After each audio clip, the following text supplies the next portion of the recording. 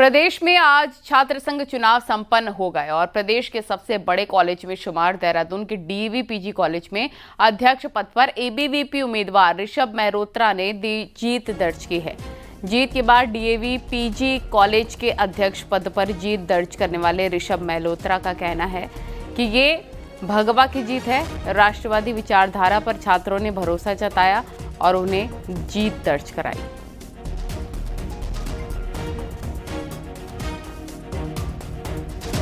और ये जीत है विद्यार्थी परिषद की जीत है, ये राष्ट्रवाद की जीत है और ये पूरे उत्तराखंड में सबसे बड़े महाविद्यालय में भगवे की जीत है। और जैसा कि विद्यार्थी परिषद आपको पता है राष्ट्रवाद की विचारधारा के साथ चलती है और हमारे माननीय जो हमारी राष्ट्रवादी सरकार है, वो जो सरकार हमारे युवाओं के लिए, हमारे छात्र छात्राओं को जो निर्णय ले रही है, ये उस निर्णयों की जीत है। मैं धन्यवाद करना चाहूँगा मेरी राष्ट्रवादी सरकार को, विद्यार्थी परिषद को और मेरे सभी छोटे भाई बहनों का जिन्होंने मेरा इतना साथ दिया। देहरादून के एमकेपी कॉलेज में भी एबीवीपी को तगड़ा झटका लगा है। यहाँ के हर पद पर एबीवीपी को हार का सामना करना पड़ा है और एनएसयूआई की काफी भारी जीत हुई है। अध्यक्ष पद पर एनएसयूआई की विशाखा बिष्ट की जीत हुई, जबकि एबीवीपी की शिवानी रावत की हार हुई। उपाध्यक्ष पद पर एनएसयूआई की महक वाल्मीकि की जीत हुई, जबकि एबीवीपी की तनिष्का बिष्ट की हार हुई। वहीं पर सचिव पद पर भी एनएसयूआई की पायल ने एबीवीपी की मुस्कान लिंगवाल को पराजित किया।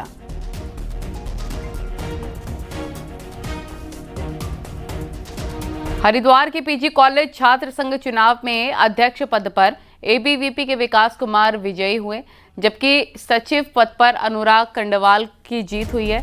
इस बार 10 साल बाद एबीवीपी ने जोरदार वापसी की है।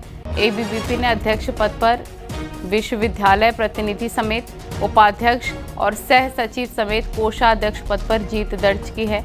वहीं एनएसयूआई को सिर्फ सचिव पद से संतोष करना पड़ा है।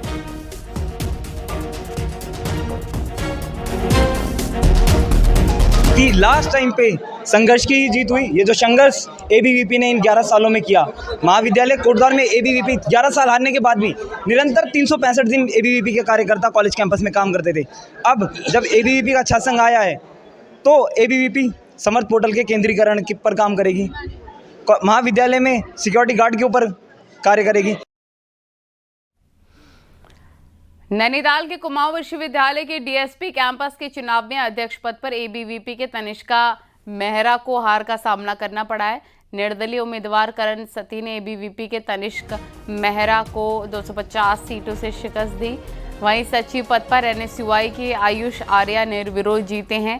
छात्रा उपाध्यक्ष में तनिष्का जोशी तो उपाध्यक्ष पद पर दिनेश चंद्र ने जीत दर्ज की और संयुक्त सचिव पद पर जयवर्धन चंद्र जीते हैं।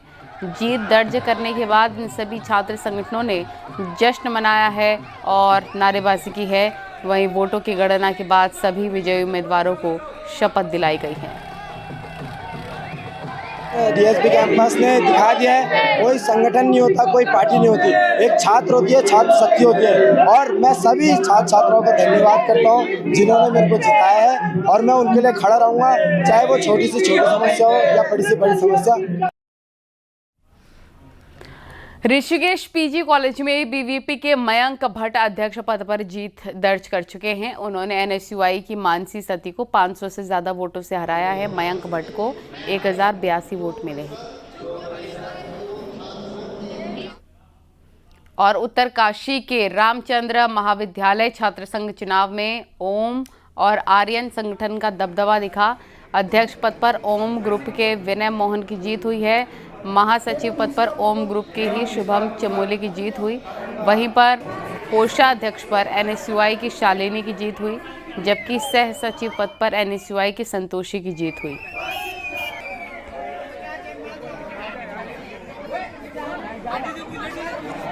धन्यवाद व्यक्त करता हूँ कि अभी इस स्थिति में नहीं हूँ कि मैं उनके लिए कोई बड़ा संदेश दे पाऊँ, पर इतनी है मेरी जीत में उन सभी की जीत थी जो उन्होंने इतना प्यार प्रेम दिया, जो मैंने कभी सोचा नहीं था, मेरे सपनों में नहीं था। आज उन सभी छात्र छात्राओं के प्यार प्रेम स्नेह से आज मैं इस कदर पहुंचा।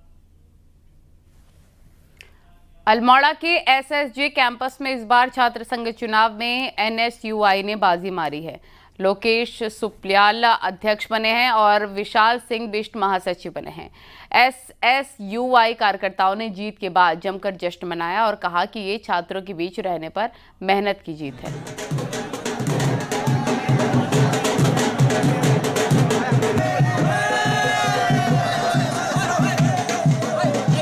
मेहनत का परिणाम है। हम ईमानदारी की राजनीति जीते हैं। ईमानदारी से हमने मेहनत करी है। छात्रों के बीच में वर्ष भर रहे हैं, सालों से छात्रों के बीच में रहे। कोई एक दिन का 2 दिन का आया हुआ कैंडिडेट हमें नहीं हरा सकता था। हमें पूरा भरोसा था कि हमारे छोटे भाई बहन हमें जीत दिलाएंगे और ये जीत एक तरफा जीत है। ये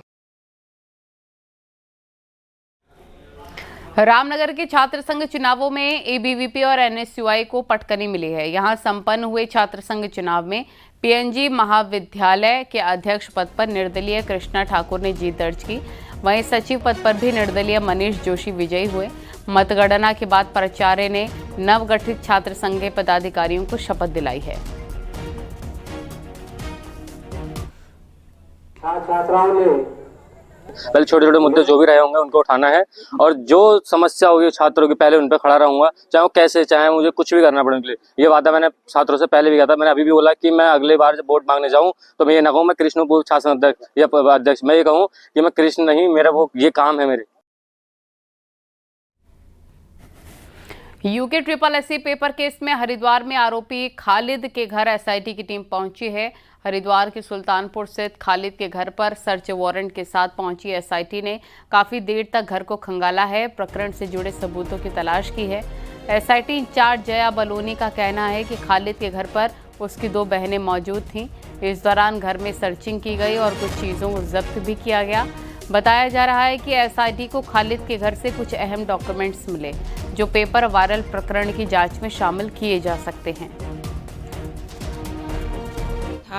सर्च वारंट के साथ हम लोग वहाँ पर पहुँचे तो इसके घर पर सर्च किया गया था। तो इसके घर पर अभी इसकी 2 सिस्टर्स मिली थी और वहाँ पर पूरे सर्च के बाद जो भी हमें चीज़ें मिली हैं उनको हमने अपने कब्जे में लिया है। जो भी ऐसी चीज़ें हैं जो कि इस प्रकरण में हमें और हेल्प कर सकती हैं या इसमें और तथ्य के रूप में हम आगे ले जा सकते हैं, उनको हमने कब्जे में ले लिया है।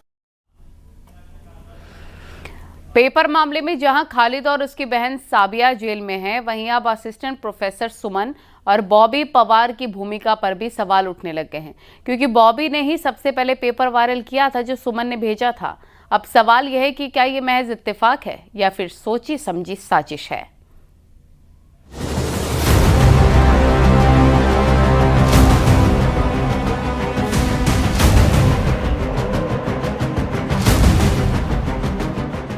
UK SSSC की स्नातक स्तरीय भर्ती का पेपर सोशल मीडिया पर वायरल होते ही हजारों युवाओं का भविष्य दांव पर लग गया।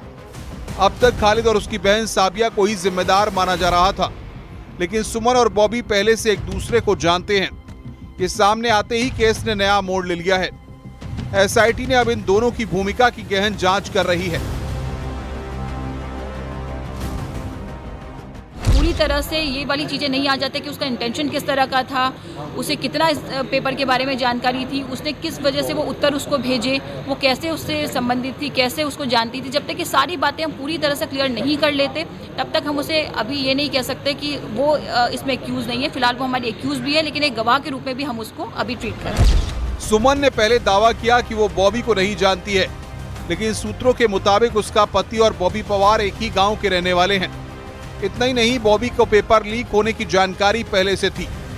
जांच एजेंसियों को शक है कि वायरल करने की ये पूरी साजिश पहले से रची गई थी और इसमें और भी कई नाम सामने आ सकते हैं। हम इसमें और भी चीज़ें देख रहे हैं, क्योंकि अभी तो जो बयानों के आधार पर और जो फ़ोन नंबर्स और उनके आधार पर हुआ है, अगर हमें और भी इसमें ऐसी चीज़ें मिलती हैं कि और भी इसमें किसी का रोल हो सकता है। जैसे कि इंटेंशन की बात है, अभी तक ये जो पता चल रहा है कि उसका इंटेंशन नहीं था, उसका ऐसा कोई जानकारी में नहीं था कि ऐसा कोई एग्जाम चल रहा है और मैं किसी को गलत तरह से हेल्प कर रही हूँ, अभी तक ये पता चला है। लेकिन अगर ऐसा प्रकरण आता है, ऐसे हमें कहीं से पता चलता है कि इसकी भी जानकारी में था और ये जानबूझ के उसको हेल्प कर रही थी, तो बिल्कुल इस पर भी कार्रवाई होगी। फिलहाल SIT इन खुलासों में तेजी से काम कर रही है, लेकिन सैकड़ों युवा अभी सड़कों पर न्याय की उम्मीद में बैठे हैं और पूरे प्रदेश की निगाहें SIT की कार्रवाई पर टिकी हुई हैं। Satyendra Bartwal, news 18, Dehradun. UK SSC paper मामले को लेकर बनाई गई एसआईटी जांच के साथ साथ अभ्यर्थियों के सुझाव भी लिए जा रहे हैं। शनिवार को एसआईटी हरिद्वार पहुंची, जहां जिला कलेक्ट्रेट सभागार में एसआईटी ने अभ्यर्थियों और उनके अभिभावकों से संवाद किया। करीब 1.5 घंटे तक चले संवाद में 2 दर्जन से ज्यादा अभ्यर्थियों और अन्य लोगों ने हिस्सा लिया। इस दौरान अभ्यर्थियों ने पेपर वायरल प्रकरण, एग्जाम सेंटर पर सुरक्षा, एग्जाम का सिलेबस और दोषियों पर कार्रवाई जैसे कई पॉइंट्स पर अपनी शंकाएं जाहिर की और सुझाव भी दिए हैं। यूके SSC प्रकरण पर देहरादून के परेड ग्राउंड में प्रदर्शन कर रहे यूथ के बीच एक दिलचस्प नजारा देखने को मिला, जब लोगों का दावा है कि एक महिला पर देवता अवतरित हो गए। महिला का ये वीडियो सोशल मीडिया पर वायरल हो रहा है। दरअसल पेपर केस में युवा सीबीआई जांच की मांग कर रहे थे और परेड ग्राउंड में प्रदर्शन कर रहे थे, जिसमें काफी ज्यादा भीड़ थी। उसी वक्त ये दावा किया जा रहा है कि महिला पर देवता आ गए।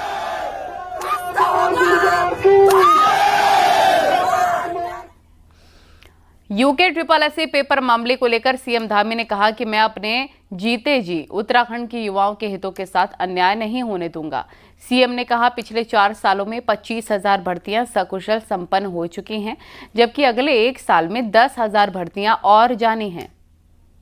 सालों में 25,000 नियुक्तियां बिना किसी नकल के संपन्न हुई है, बिना किसी भ्रष्टाचार के संपन्न हुई है, पारदर्शिता से संपन्न हुई है। और हमारा संकल्प है कि आने वाले समय में भी जो भी व्यक्ति इस नकल के अपराध में शामिल होगा, हमारे बेटे बेटियां, हमारे भाई बहनों, हमारे बच्चों के भविष्य के साथ खिलवाड़ करेगा, मैं पुष्कर सिंह धामी अपने जीते जी कभी उनके हितों के साथ किसी भी प्रकार का अन्याय नहीं होगा।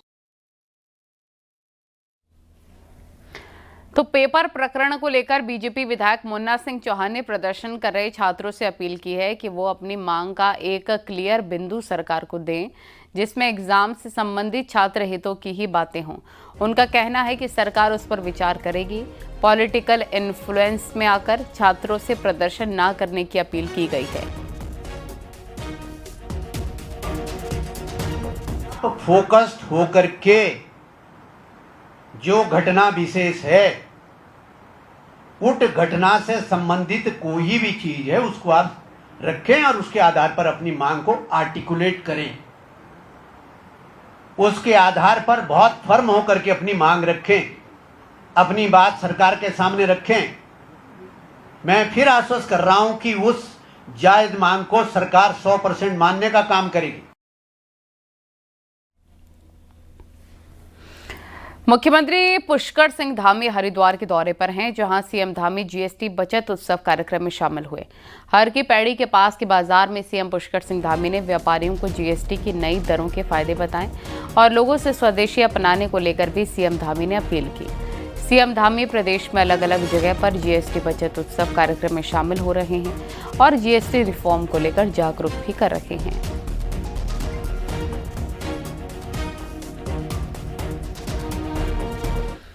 हरिद्वार में सीएम पुष्कर सिंह धामी माया देवी मंदिर पहुंचे, जहां मुख्यमंत्री धामी ने जूना अखाड़ा की छड़ी यात्रा को रवाना किया। इसके साथ ही सीएम पुष्कर सिंह धामी संतों के साथ यज्ञ में भी शामिल हुए हैं। यज्ञ में जूना और निरंजनी अखाड़े के संत मौजूद रहे। वहीं सीएम धामी ने प्रदेशवासियों की सुख समृद्धि की कामना भी की है। पूरी छड़ी यात्रा हमारे कुमाऊं, गढ़वाल और गंगा यमुना के पवित्र स्थानों से, मैदानी क्षेत्रों से इस यात्रा का संचालन होता है। और इस यात्रा के माध्यम से जहाँ हमारी धर्म संस्कृति